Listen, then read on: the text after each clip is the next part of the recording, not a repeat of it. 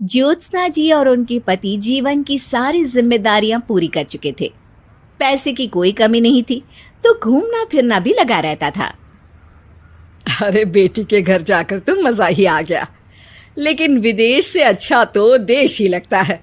अब मन को चैन मिला। अरे लेकिन वहां की औरतें देखिए, कितनी फिट, स्मार्ट और चमकती हुई। आदत से तो बाज नहीं आओगे आप। अरे मजाक कर रहा हूँ यार। अच्छा मैं जरा बाजार होकर आता हूँ। पति बाजार जाता है, जहां उसे एक अजीब सी दुकान दिखाई देती है। अरे ये क्या बात हुई? अंदर आओ 50 के, बाहर निकलो 40 के। हम आपकी 10 साल उम्र कम करते हैं। अरे ऐसा क्या करते हैं भला? जरा अंदर जाकर ही देख लेता हूँ। अंदर एक सुंदर सी लड़की खड़ी होती है। सुंदरी जी, ये क्या दुकान है? जरा जादू हम पर भी तो चला दीजिए।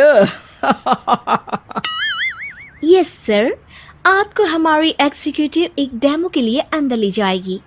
आप अंदर जाएंगी तो आप खुद ब खुद समझ जाएंगी। पति अंदर जाता है, जहां सेल्स गर्ल मिलकर पति को नकली बाल, नकली दांत, रंग बिरंगी कपड़े के साथ रंगीन चश्मा लगा देती है। देखिए, अब खुद को शीशे पे देखिए और बताइए सर। हाय दयो, ऐसे तो मैं किसी हीरो से कम नहीं लग रहा। दे दो, सारा सामान पैक कर दो। पति खुशी खुशी वहां से निकल जाता है। घर आकर वो सारा सामान छुपा देता है। फिर अगली शाम। सुनो, मैं वॉक पर जा रहा हूँ। इस वक्त?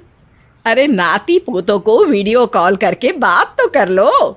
अब हाँ, आकर करता हूँ ना, पक्का पक्का।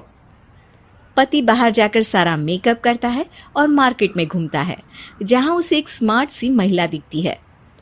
क्या आपको मुझसे कोई काम है? नहीं नहीं, आप तो बहुत हैंडसम हैं।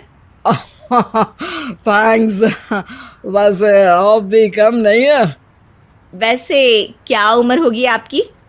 लगता कितने का हूँ?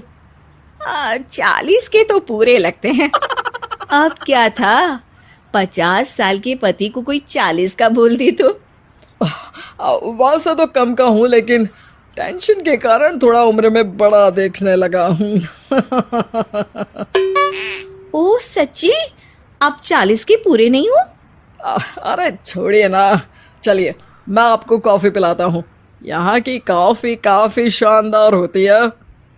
दोनों में दोस्ती हो जाती है और फिर चल पड़ता है सिलसिला रोज रोज के घूमने फिरने और मजे करने का। अब सारा दिन पतिदेव फोन पर। अरे नाश्ता तो कर लीजिए, क्या सारा दिन फोन पर लगे रहते हैं? अरे यार, जरूरी काम कर रहा हूँ मैं। रिटायर हो, पेंशन मिलती है, कोई काम नहीं है, फिर कौन सा जरूरी काम आन पड़ा आजकल? अरे एक प्रोजेक्ट के सोशल नेटवर्किंग का काम है, उसी पर काम कर रहा हूँ। ठीक है, चलो अब नाश्ता कर लो, देर हो रही है।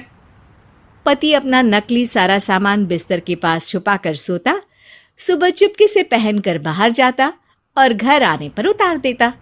एक दिन पड़ोसन कहती है, अरे ज्योत्सना बहन, तुम लोगों के घर कोई हैंडसम सा आदमी रहने आया है क्या?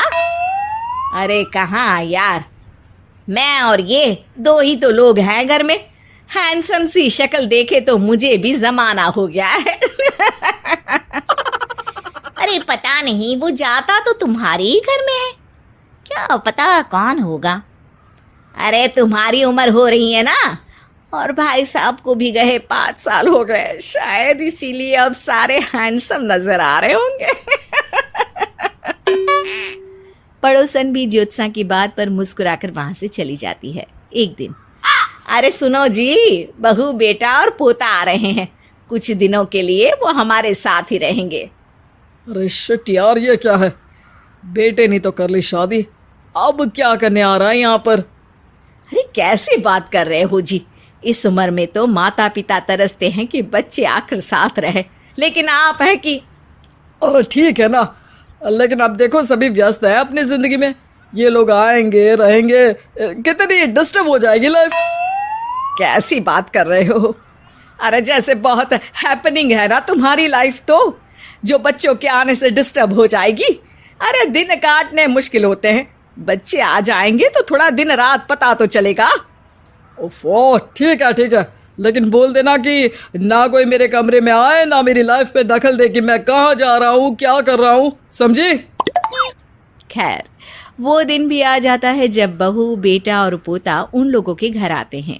एक दिन, माँ जी, आज मेड नहीं आई है तो मैं आप लोगों के कमरे में झाड़ू लगा देती हूँ।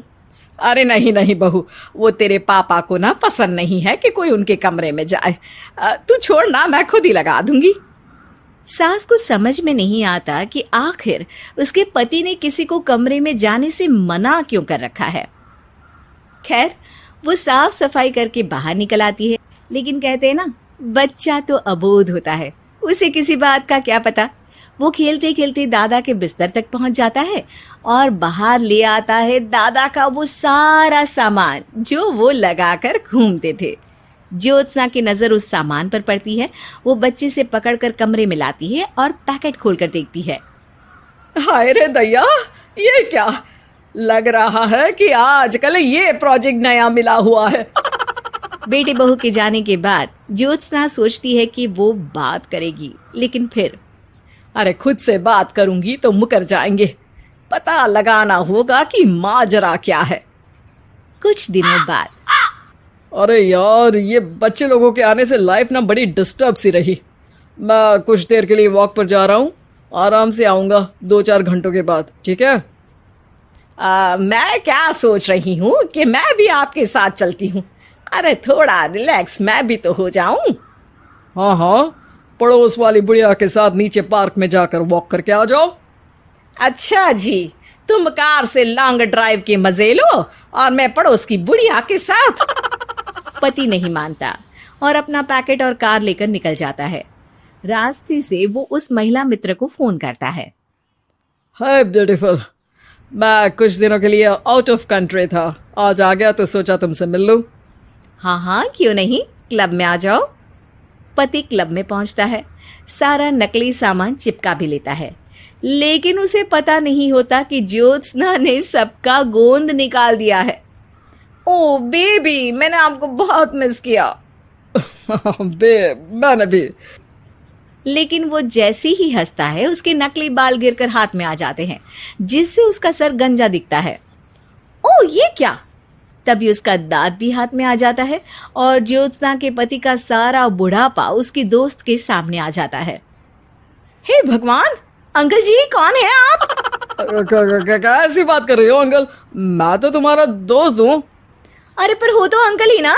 नकली दांत, नकली बाल और क्या क्या नकली है। पति को गुस्सा आ जाता है। वो महिला के बाल पकड़कर खींचता है, जिसके बाद उसका बाल भी उसके हाथ में आ जाता है और महिला के सारे पके बाल सामने आ जाते हैं। ओह, तो तुम भी उसी दुकान से हो? जाओ 50 की निकलो 40 के। हाँ, बढ़िया आई मुझे अंकल कहने वाली। लेकिन ये समझ में नहीं आ रहा कि मेरे बाल और दांत बाहर कैसे आ गए। तभी वहां ज्योत्सना आ जाती है। जी, मेरी वजह से। चलिए इन आंटी जी को नमस्ते कहिए, फिर घर चलते हैं और वहां मैं बनाऊंगी आपको 40 का।